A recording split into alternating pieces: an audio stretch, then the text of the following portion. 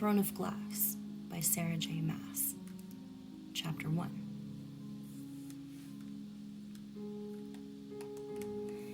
After a year of slavery in the salt mines of Endovir, Selena Sardathian was accustomed to being escorted everywhere, in shackles and at sword point. Most of the thousands of slaves in Endovir received similar treatment, though an extra half-dozen guards always walked Selena to and from the mines. That was expected by Adarlan's most notorious assassin. What she did not usually expect, however, was a hooded man in black at her side, as there was now.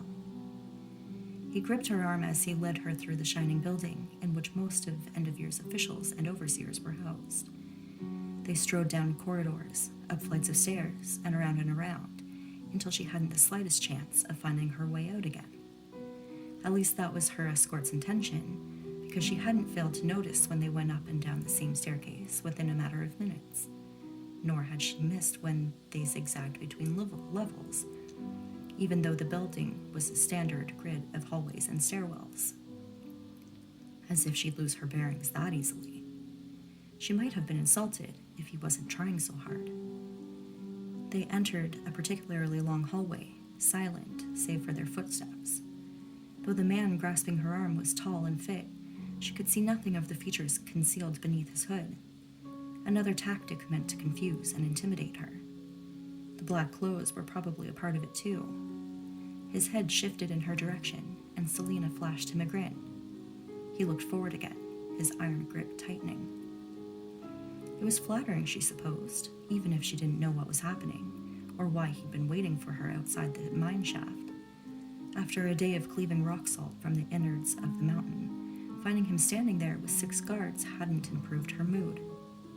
But her ears had pricked when he'd introduced himself to her overseer as Cale Westfall, captain of the Royal Guard, and suddenly the sky loomed, the mountains pushed from behind, and even the earth swelled toward her knees. She hadn't tasted fear in a while, hadn't let herself taste fear. When she awoke every morning, she repeated the same words, "I will not be afraid." For a year, those words had meant the difference between breaking and bending.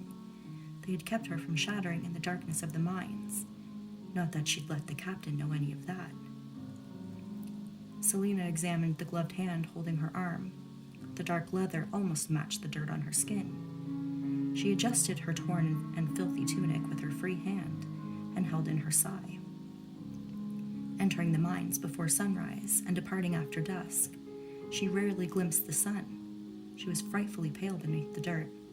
It was true that she had been attractive once, beautiful even, but well, it didn't matter now, did it? They turned down another hallway, and she studied the stranger's finely crafted sword. Its shimmering pommel was shaped like an eagle mid-flight. Noticing her stare, his gloved hand descended to rest upon its golden head. Another smile tugged at the corner of her lips. "You're a long way from Rifthold, Captain," she said, clearing her throat. "Did you come with the army I heard thumping around earlier?" She peered into the darkness beneath his hood, but saw nothing. Still, she felt his eyes upon her face, judging, weighing, testing. She stared right back. The captain of the Royal Guard would be an interesting opponent, maybe even worthy of some effort on her part. Finally, the man raised his sword hand, and the folds of his cloak fell to conceal the blade. As his cloak shifted, she spied the golden wyvern embroidered on his tunic, the royal seal. "What do you care for the armies of Adarlan?" he replied. How lovely it was to hear a voice like her own, cool and articulate, even if he was a nasty brute. "Nothing," she said, shrugging. He let out a low growl of annoyance. Oh, it'd be nice to see his blood spill across the marble. She'd lost her temper once before. Once, when her first overseer chose the wrong day to push her too hard. She still remembered the feeling of embedding the pickaxe into his gut and the stickiness of his blood on her hands and face. She could disarm 2 of these guards in a heartbeat. Would the captain fare better than her late overseer? Contemplating the potential outcomes, she grinned at him again. "Don't you look at me like that," he warned, and his hand drifted back toward his sword. Selena hid her smirk this time. They passed a series of wooden doors that she'd seen a few minutes ago. If she wanted to escape, she simply had to turn left at the next hallway and take the stairs down 3 flights. The only thing all the intended disorientation had accomplished was to familiarize her with the building. Idiots. "Where are we going again?" she said sweetly, brushing a strand of her matted hair from her face. When he didn't reply, she clenched her jaw. The halls echoed too loudly for her to attack him without alerting the whole building. She hadn't seen where he'd put the keys to her irons, and the 6 guards who trailed them would be nuisances, not to mention the shackles. They entered a hallway hung with iron chandeliers. Outside, the windows lining the wall, night had fallen, lanterns kindled so bright they offered few shadows to hide in. From the courtyard, she could hear the other slaves shuffling toward the wooden building where they slept. The moans of agony amongst the clank of chains made a chorus as familiar as the dreary work songs they sang all day.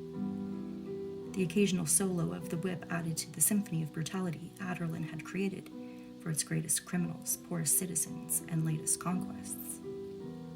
While some of the prisoners were people accused of attempting to practice magic, not that they could, given that magic had vanished from the kingdom, these days, more and more rebels arrived at Endovier. Most were from Ilway, one of the last countries still fighting Adarlan's rule.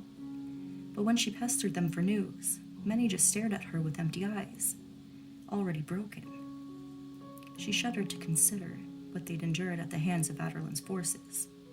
Some days, she wondered if they would have been better off dying on the butchering blocks instead, and if she might have been better off dying that night she'd been betrayed and captured too. But she had other things to think about as they continued their walk. Was she finally to be hanged? Sickness coiled in her stomach. She was important enough to warrant an execution from the captain of the Royal Guard himself. But why bring her inside this building first? At last they stopped before a set of red and gold glass doors so thick that she couldn't see through them. Captain Westfall jerked his chin at the 2 guards standing on either side of the doors, and they stomped their spears in greeting. The captain's grip tightened until it hurt. He yanked Selena closer, but her feet seemed made of lead, and she pulled against him. "You'd rather stay in the mines?" he asked, sounding faintly amused. "Perhaps, if I were told what this was all about, I wouldn't feel so inclined to resist." "You'll find out soon enough." Her palms became sweaty. Yes, she was going to die. It had come at last. The doors groaned open to reveal a throne room. A glass chandelier shaped like a grapevine occupied most of the ceiling, spitting seeds of diamond fire onto the windows along the far side of the room. Compared to the bleakness outside those windows, the opulence felt like a slap to the face, a reminder of how much they profited from her labor. "In here," the captain of the guard growled, and shoved her with his free hand, finally releasing her. Selena stumbled, her calloused feet slipping on the smooth floor as she straightened herself. She looked back to see another 6 guards appear. 14 guards plus the captain. The gold royal emblem embroidered on the breast of black uniforms. These were members of the royal family's personal guard, ruthless, lightning-swift soldiers trained from birth to protect and kill. She swallowed tightly. Light-headed and immensely heavy all at once, Selena faced the room. On an ornate redwood throne sat a handsome young man. Her heart stopped as everyone bowed. She was standing in front of the crown prince,